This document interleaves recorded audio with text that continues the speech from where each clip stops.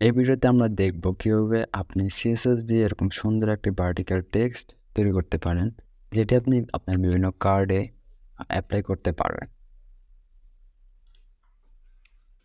তো প্রথমত আমরা আমাদের HTML ফাইলে একটি ডিভ তৈরি করব এবং ডিভের মধ্যে একটি h2, যার মধ্যে আমরা লিখব কার্ড টাইটেল।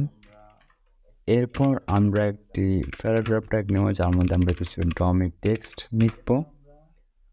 এরপর আমরা সম্পূর্ণ ডিপ কন্টেনারটিকে স্টাইল দেবো, সেজন্য আমরা আমাদের স্টাইল সিএসএস ফাইলে চলে যাব।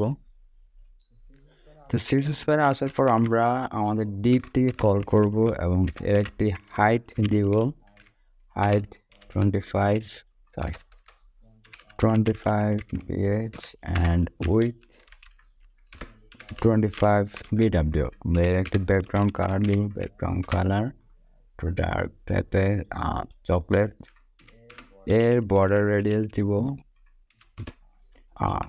20 পিক্সেল।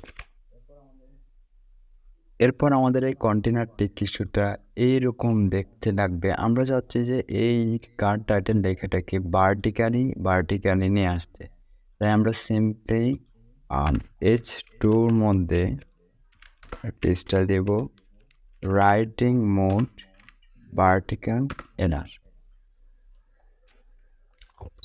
যার পর আমাদের H2 লেখাটি ভার্টিক্যালে চলে আসবে।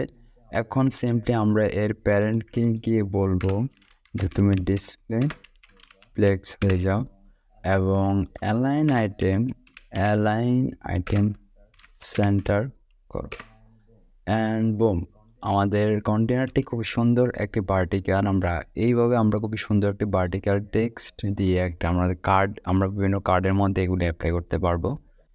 এবং আপনি যদি এই কার্ড টাইটেলটিকে এইখানে নিয়ে আসতে চান, তাহলে সিম্পলি আপনার এই প্যারেন্টকে গিয়ে বলবেন যে flex direction row reverse, and আমাদের এই কার্ড টাইটেলটি এই সাইডে চলে আসবে।